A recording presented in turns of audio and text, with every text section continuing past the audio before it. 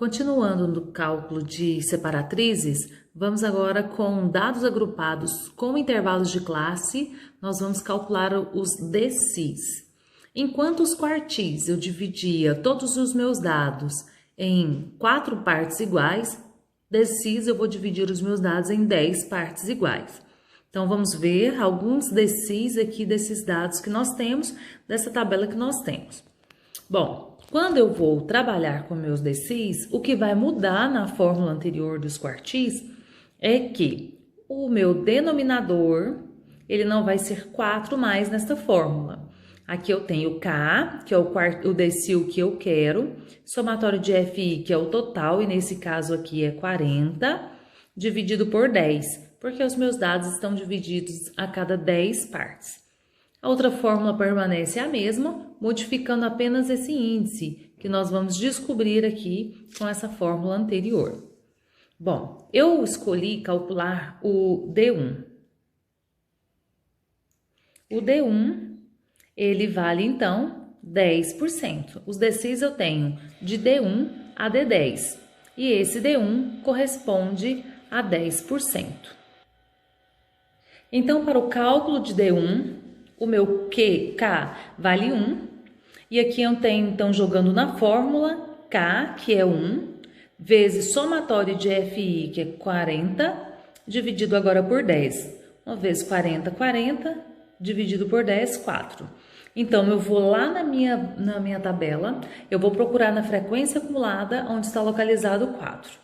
Na primeira classe, só tem os 2 primeiros. Na segunda classe, tem os 5 primeiros. Então, significa que o meu 4 está localizado nessa segunda classe. E é ela que eu vou utilizar. Aqui está localizado o meu D1. O meu resultado tem que ser encontrado entre 200 a 300. Bom, então eu vou utilizar agora dessa linha, desta classe, o limite inferior, a frequência acumulada anterior, a frequência simples da classe e a amplitude, que é o tamanho do intervalo, 300 menos 200, 100. Então, aqui nós temos limite inferior, 200, mais o resultado da nossa operação do nosso índice aqui, 4. Como eu mostrei na tabela, a frequência acumulada anterior é 2, a frequência simples é 3 e o tamanho do intervalo é 100. Então, 4 menos 2, dividido por 3, vezes 100, 66,67. Então, nós temos aqui que o nosso decil 1 é 266,67. Então, aqui está localizado os 10% primeiros da minha série de valores. Continuando, eu quero calcular aqui o D6. D6, como é decil, ele corresponde a 60%. O meu K é 6 e eu vou fazer a substituição aqui na fórmula. Então, eu tenho 6 vezes, os meus dados ainda continuam 40 no total. Então, 6 vezes 40 dividido por 10. E nós vamos descobrir o total de 24. Volto para a minha tabela, vou procurar na frequência acumulada 24. Aqui tem os 18 primeiros, então os 29 primeiros, então incluindo o 24º que eu estou procurando. Então, ela está nesta classe. Nesta classe eu tenho limite inferior, a frequência da classe, a frequência acumulada da classe. Lembrando que o intervalo é 100.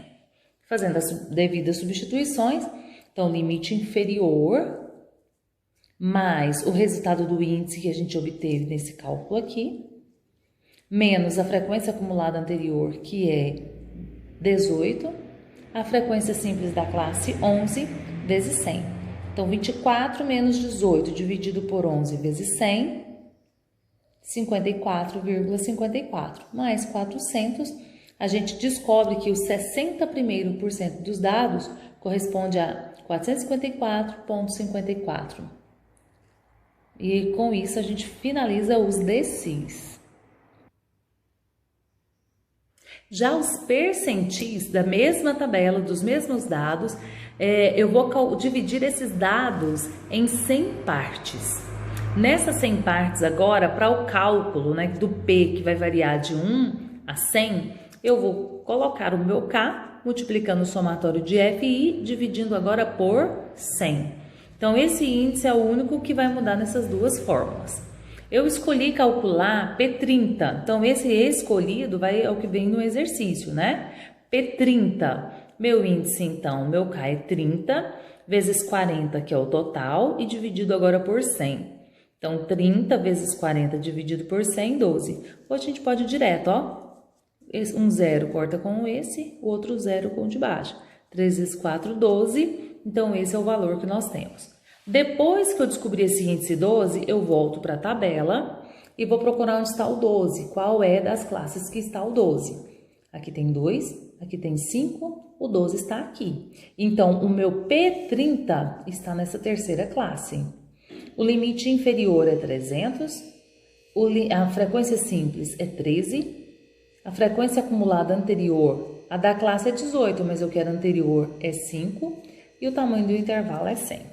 Então, nós temos aqui 300, substituindo esses valores que eu disse aqui na fórmula. 12 menos 5, dividido por 13, vezes 100. Primeiro, essa operação, que resulta em 53,85, somando com 300, então 353,85 é a hora extra salarial correspondente aos 30 primeiros valores dos meus dados.